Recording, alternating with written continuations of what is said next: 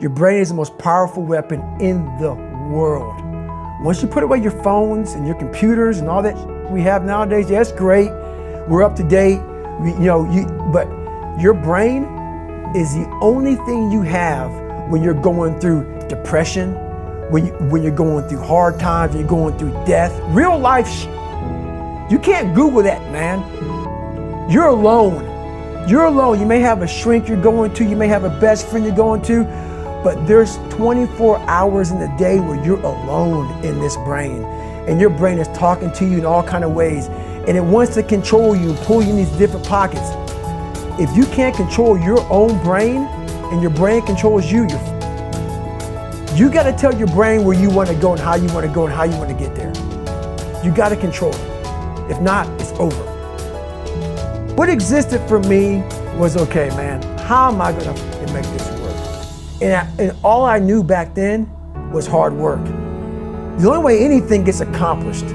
That's all I heard back in those days. You gotta work hard. You gotta work hard. I'm not getting I can't get this paragraph. I can't remember what the f is in this paragraph to pass this test to get in the military. Read again. Still not getting it. Read again. But if you're not getting it, write it out. And that's how I started learning. Okay, well, I gotta write out everything I do. And then write it out again. And write it out again. And guess what happened? I got it. I got it. I can't swim. I'm negative buoyant. Go back again. I can't swim. Go back again. Go back again. Go back again.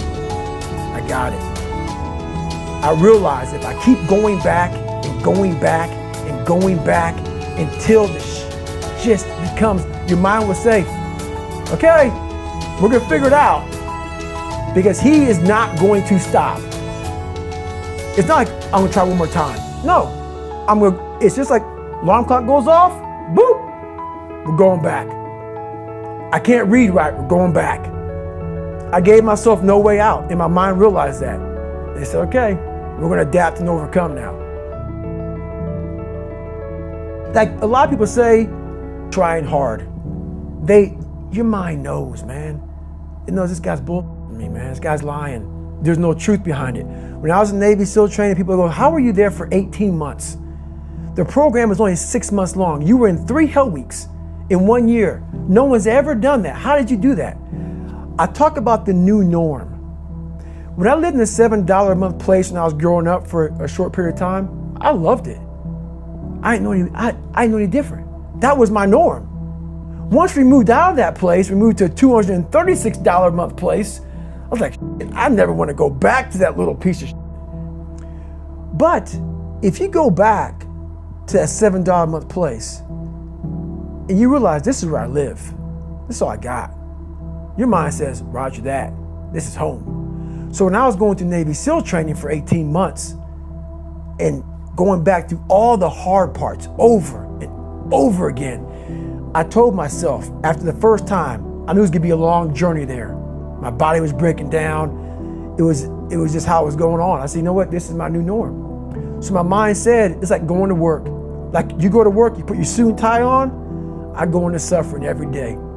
Every day, suffering, being broken, duct taping my feet up, stress fractures, shin splints, being broken. This is my new norm. And your mind says, if we're not broken, this ain't normal. We gotta be broken. So then your mind starts to get tougher and tougher and more callous. People go, how did you run on broken feet? Broken shins. My mind knew this is how we operate. We're in Navy SEAL training. This is what we are. I became hell.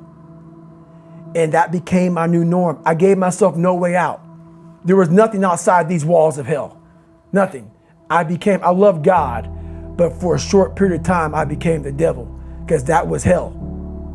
I became the boss, the owner, the CEO of Navy SEAL training. That was my mindset. And that's how you get through things. You immerse yourself in wherever it is, and you become that. You become that and give yourself no way out. When I was 297 pounds and I was fat as hell trying to be a Navy SEAL, the scariest thing in the world to me, even to this day, was that could have been the rest of my life. I thought then I was trying hard. That's the scariest thing in the world. I thought then 297 pound, working for Ecolab, spraying for cockroaches, making $1,000 a month. I thought that was me at my 100% potential. Come to find out, a few years later, I wasn't anywhere near that. 106 pounds less, graduated Navy SEAL training, went on to do all these other things. Looking back on that, that was me trying hard. That's why people gotta understand what is in us. We have no idea until we start trying hard. And I mean really trying hard, where you're obsessed with, hey, this is my new norm. My new norm is that, wow, this isn't always fun. It's not always meant to be fun. And that's when you know you're trying hard.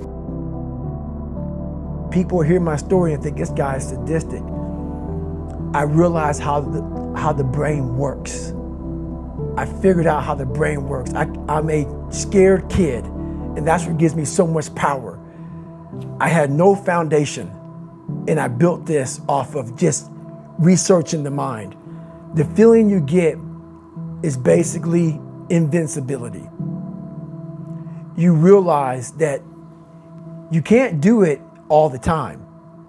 When you need to do it, I know I can go to a place that I can live in. And when you know that you can run on broken legs and you can do certain things that a lot of people can do, but they're not willing to do, this power, this sympathetic nervous system of fight or flight, and you're fighting, it gives you this charge of energy of when you're sitting there at 3:30, 4 o'clock in the morning and you're duct taping your feet up because they're broken, and you're doing it by yourself, and you're going through arguably one of the hardest training in the world. And these guys, most of them are healthy, and you're going through it broken, and you're already at a disadvantage, but you're still there. You can feed into that and tap into that for a lot of power. But if you look at it, well, I'm broken, man. I'm not gonna make it. But if you look at it as, man, I'm broken and I'm still here, and I'm fighting, and I'm gonna find a way to get through this because I have no other place to go. It gives you a lot of power. When things start to suck really, really bad, my brain and a lot of people's brain, they don't go to your dad beating you up. Your brain says, we gotta get the out of here. This is miserable. So anger goes away a lot of times when you're suffering, because your brain just says, we gotta run, we gotta go. So that anger is not popping up saying, oh, I wanna show them, I wanna show those people. No, there has to be a much deeper, when I say deeper, it has to be down to mineral soil. It has to be down to that nice mineral soil where nothing can burn. You can't burn dirt. So it has to be down that low, that literally is something in you that's at the core of your soul. But you don't find it unless you spend a lot of time with what you want to be in life.